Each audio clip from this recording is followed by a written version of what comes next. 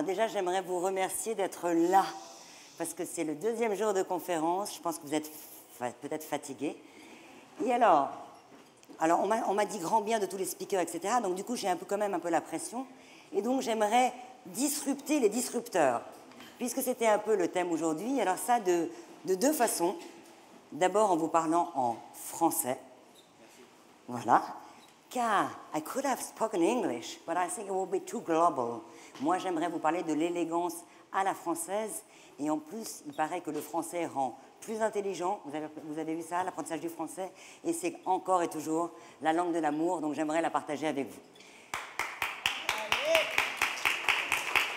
Alors, deuxième disruption, ceci est du papier. Mon discours a été écrit sur du papier et en plus imprimé recto verso. Erreur. Je vais ni vous parler directement du luxe, ni vous parler directement du digital. Je voudrais vous parler d'un sujet qui me tient à cœur, des femmes. Alors, comment je me suis intéressée à la situation des femmes? Bon, on va dire de manière assez, à titre personnel. Alors, je pense que ça peut paraître assez ridicule de voir ça comme ça, mais en réalité, ça m'est arrivé très tard. Je me suis intéressée à la situation des femmes, j'avais déjà plus de 30 ans. C'est-à-dire qu'avant, je ne faisais pratiquement pas de différence de genre. Je croyais que la vie était devant moi et que les différences de genre n'étaient qu'un jeu magnifique de séduction. Et j'ai découvert à la trentaine qu'en fait, être une femme, c'était aussi un destin particulier. Alors j'aimerais, amis hommes et amis femmes, vous en toucher quand même deux mots, parce que c'est sur le sens de ce que je vais vous dire après. C'est que plusieurs situations. Je suis en train de travailler, je suis grand reporter au Figaro, je suis en train d'interviewer un ministre et je reçois un petit SMS qui m'annonce que la porte de chez moi s'est claquée et que mon bébé est d'un côté à l'intérieur tandis que ma nounou est de l'autre côté à l'extérieur. Un homme appellerait ça de la gestion de crise. Autre situation, mon enfant est malade, il a une otite. La nounou ne peut pas venir. Est-ce que je contamine toute une école afin d'accomplir mon travail ou est-ce que je renonce à mon travail afin de préserver d'autres enfants? Je dirais élaboration d'une stratégie. Donc, depuis, en fait, que j'ai pris conscience que j'étais une femme, je suis dans une formation très accélérée sur pas mal de compétences. Et aujourd'hui, je suis devenue non seulement une femme, bien sûr, mais une femme professionnelle puisque je m'occupe en particulier du Madame Figaro digital. Alors c'est un défi assez intéressant pour moi, je ne m'étais jamais occupée de féminin. J'étais grand reporter, j'ai vécu au Brésil, après je me suis intéressée à l'islam, à l'immigration, à la banlieue, donc des univers assez éloignés du féminin. En tout cas du féminin tel qu'il se donnait jusqu'à présent. Alors le Madame Figaro, c'est une marque très forte, très premium, très élégante, très glamour. Et j'avais un défi qui est comment, et c'est le défi du luxe aujourd'hui, comment on traduit, comment on décline, comment on incarne une marque qui est très élitiste finalement, qui valorise les codes de la beauté, du chic et parfois aussi un peu du happy few. Comment on l'incarne dans un média qui est par nature, et c'est sa beauté, un média de masse. Moi j'aime le digital et ce qui m'a amené au digital, c'est que le digital, on parle à tout le monde. On parle potentiellement bien au-delà des gens à qui on croit parler. Et c'est la beauté du digital. C'est que le digital, c'est une petite bouteille à la mer qui peut naviguer et sillonner entre les continents. Et je crois à ça. Donc, dans le digital, dans un certain sens, c'est l'inverse de l'idée qu'on se faisait de la mode. Quelque chose de restreint, pour quelques personnes, très choisi. Alors que là, tout d'un coup, on s'adresse bien au-delà de ce que l'on croit être la cible du luxe, ou la femme qui aime le luxe. Et c'est là-dessus que je voudrais revenir. Souvent, dans les féminins et dans le luxe, on a une image peut-être un peu conformiste de la femme qui serait l'acheteuse de luxe, de la femme chic. On l'imagine, on parle d'une cible. En plus, dans le digital, il y a aussi le côté data. Attention, on va tout savoir sur elle. Alors oui, bien sûr, il y a de la data. Mais en réalité, la data n'explique pratiquement rien parce que ce qui fait la réussite dans le digital, c'est quand on arrive à échapper à la data. Parce que la data, c'est un segment. La data, c'est finalement une petite maison carrée. Et à un moment donné, si vous avez envie de parler plus loin que cette petite maison carrée qui existe à un moment, mais il y a plein d'autres maisons qui sont en train de se construire, où il se passe des choses intéressantes. Et si vous avez envie de leur parler, il ne faut pas parler juste pour la petite maison carrée. Alors, moi, mon défi en tant que média féminin, c'était de trouver, en fait, comment à un moment donné, ce qui est le chic, l'esthétique, comment on l'incarne, et on l'incarne pour parler à beaucoup de femmes. Et en fait, j'ai trouvé une solution très simple, c'est qu'en réalité, les femmes ne sont pas ce que l'on croit. C'est à la fois banal, mais je vais tenter de le renouveler. Donc les femmes ne sont pas ce que l'on croit, et surtout pas ce que l'on croit dans l'univers du féminin. Les femmes aujourd'hui, il y a une véritable révolution en cours. Alors souvent on se gargarise, on se fait plaisir, il y a telle femme qui est devenue boss, Sheryl Sandberg, et donc on reste un petit peu dans la célébration anecdotique de la réussite de certaines. Mais moi je voudrais vous parler d'un phénomène beaucoup plus massif et qui est encore finalement difficilement perçu. Structurellement, sociologiquement, en quelques années, on assiste à un véritable renversement. Aujourd'hui, je ne voudrais pas vous parler des femmes puissantes, mais des femmes en puissance. On assiste à une montée en puissance des femmes qui est gigantesque. Et elle dépasse bien au-delà de celle que l'on connaît, de celle que l'on voit. Alors, de quoi je vous parle? Académiquement, les femmes, et on le dit depuis tout un moment, ah oui, elles sont meilleures à l'école. Et oui, et ça fait un moment qu'elles sont meilleures à l'école. Et aujourd'hui, quand il sort 2 diplômés hommes d'une université américaine, il en sort 3 femmes. La même chose en France. Même dans les pays émergents, comme en Iran, on a presque plus de femmes diplômées que d'hommes. Ça veut dire que le mouvement académique des femmes qui, aujourd'hui, sont en train de mieux réussir et d'investir des filières où les débouchés sont plus prometteurs, il est en marche et il est extrêmement rapide. Avant, les femmes réussissaient mieux à l'école, mais au moment de choisir des filières élitistes, elles se disaient « non, peut-être pas pour moi finalement », et le conformisme reprenait le dessus. C'est de moins en moins vrai. Alors bien sûr, le changement est lent. Je ne voudrais pas vous faire un panorama merveilleux de tout ce qu'il se passe. Le changement est lent, et c'est pour ça qu'on ne comprend pas et qu'on ne voit pas toujours la révolution en cours. C'est qu'en réalité, les mentalités, on est né dans l'autre siècle. Moi, mais même ceux qui sont nés maintenant, on est encore chargés de tout cet autre siècle. Mais on émerge dans cet autre siècle, et doucement, doucement, il y a des femmes nouvelles qui ont déjà vu leur mère travailler, qui sont en train de dominer académiquement. Et ça finit par se traduire économiquement. Alors, bien sûr, les données générales sont plutôt tristes. 20% d'écart de salaire en moyenne en France entre les hommes et les femmes. C'est pas brillant. Mais si on regarde sur des segments et si on regarde par tranche d'âge, aujourd'hui, dans les grandes villes américaines, les femmes de moins de 30 ans gagnent plus que les hommes. Aujourd'hui, dans les foyers brésiliens, dans un foyer sur 3, c'est la femme qui gagne plus que l'homme. Et dans les foyers de cadres français, dans un foyer sur 2, c'est la femme qui gagne autant ou plus que son mari. Alors, est-ce que vous aviez pris conscience de ça? Ça veut dire que, bien sûr, nous, on fait des papiers à Madame Figaro pour montrer que ces femmes qui gagnent plus que leur mari, finalement, ne savent pas très bien quoi faire de leur réussite. Parfois, elles hésitent, elles doutent. Ça remet en cause l'équilibre homme-femme, l'équilibre de la séduction, l'équilibre des responsabilités, des rôles. Donc, ce potentiel, cette puissance potentielle, cette entrée dans l'univers du pouvoir, il est là, mais toutes les femmes n'ont pas encore envie de s'en saisir. Mais, générationnellement, c'est en cours. Et c'est, à mon sens, irréversible. Donc ça, c'est quelque chose que l'on ne saisit pas. Or, ces femmes qui sont en train de monter en puissance, qui sont extrêmement formées, quand bien même elles n'auraient pas d'argent, et là je vous parle des étudiantes totalement désargentées, mais culturellement, intellectuellement, elles ont tout le bagage et surtout, elles partagent aujourd'hui une aspiration qui est ce que j'appellerais l'aspiration à la réussite et au luxe, si on considère que le luxe, c'est une forme de distinction et d'esthétique de vie. Alors ces femmes-là, on ne les connaît pas. L'étudiante, la retraitée, la jeune femme, la business girl, la femme politique, on ne les a pas toutes vues émerger encore. Mais elles partagent un imaginaire. Et moi, plutôt que de m'adresser à une femme imaginaire qui est souvent la cible du luxe, la femme qui aurait le pouvoir d'achat et qui serait habillée en luxe des pieds à la tête, cette femme-là, elle n'existe pratiquement pas et elle n'est pas la femme pour laquelle les créateurs créent.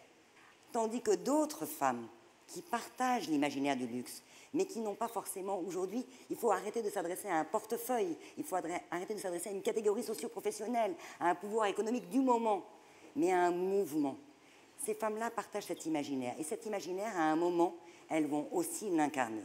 Ça veut dire quoi? Ça veut dire qu'elles vont faire des choix pour elles, dans la façon dont elles s'habillent, dans la façon dont elles prennent soin de leur beauté. Elles vont faire des choix pour elles qui vont être une réinvention de la féminité en empruntant au code du luxe.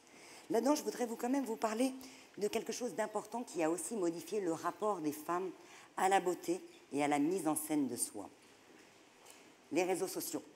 Là aussi, je sais, banal, mais expérience fondamentale qui a profondément bouleversé ce que nous sommes, puisqu'aujourd'hui, chaque femme peut avoir un podium et fait l'expérience du défilé. Moi, sur mon Facebook, je défile.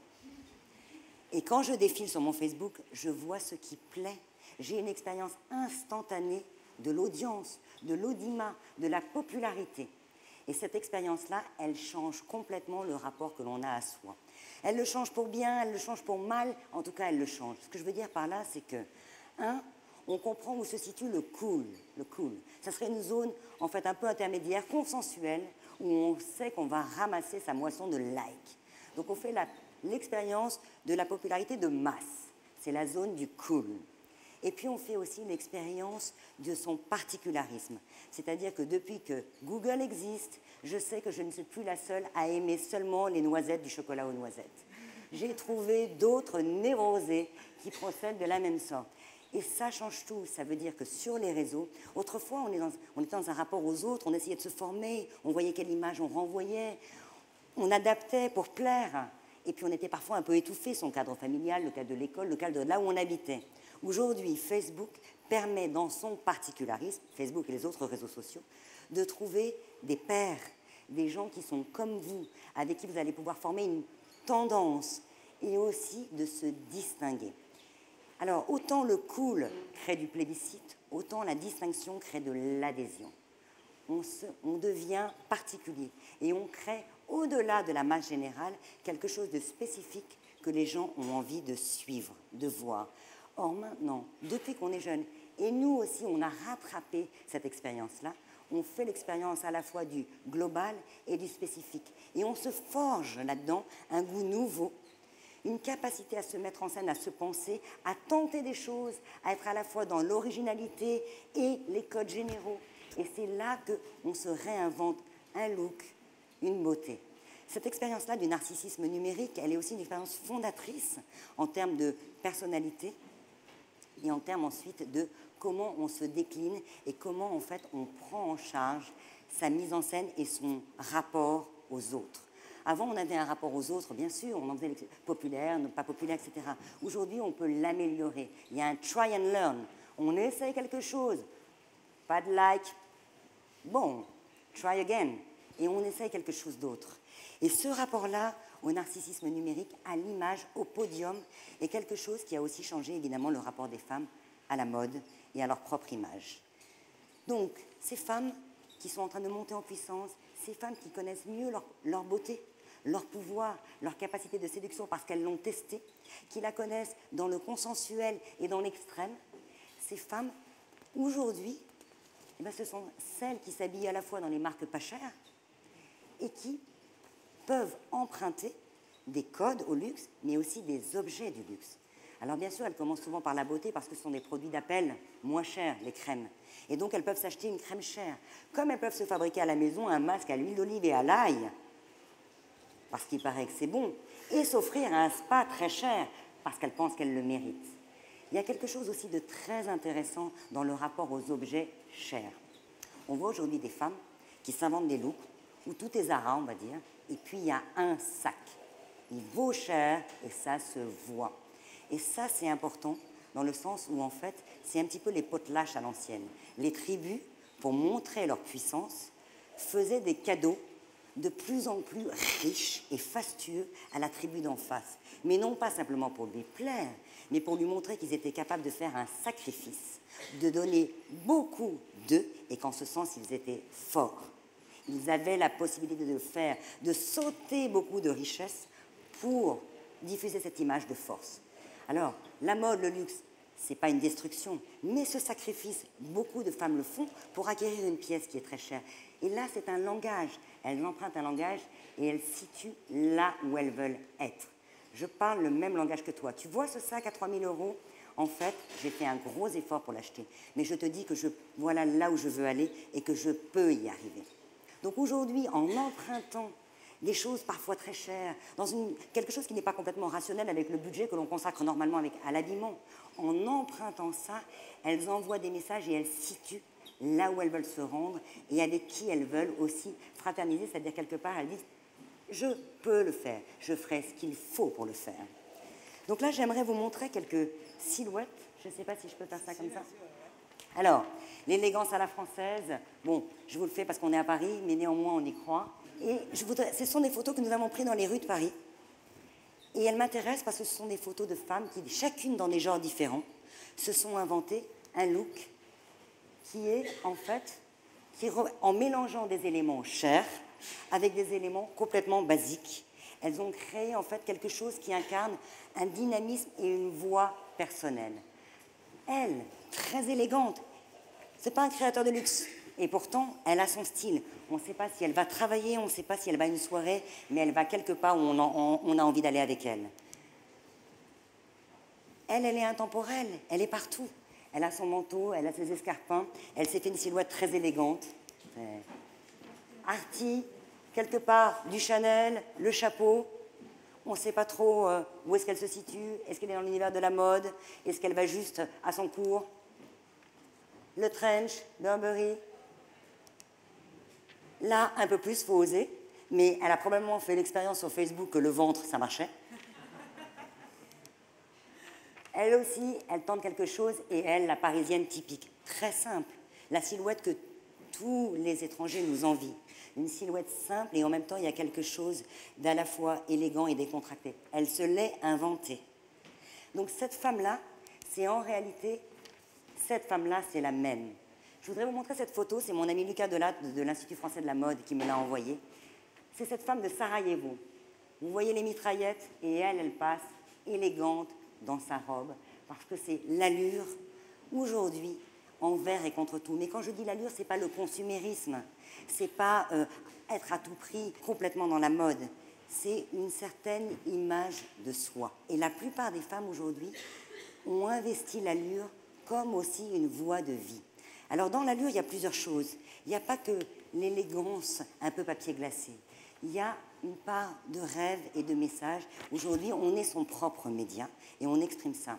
Alors moi, ce que je recommanderais, et c'est ce qu'on essaie de faire à Madame Figaro, c'est que le luxe parle aujourd'hui, à mon sens, parfois, à une femme imaginaire, la femme idéale du luxe. Et je lui recommanderais au contraire de parler à l'imaginaire des femmes et de parler au contraire à des femmes réelles. Des femmes incarnées, des femmes qui pleurent, des femmes qui, comme moi, un jour, je venais de passer un entretien génial avec un grand patron, ça s'était super bien passé, je me sentais hyper victorieuse et j'arrive au journal, et là, dans l'ascenseur, je vois que j'ai de l'avoine collée sur la joue, un reste du petit déjeuner.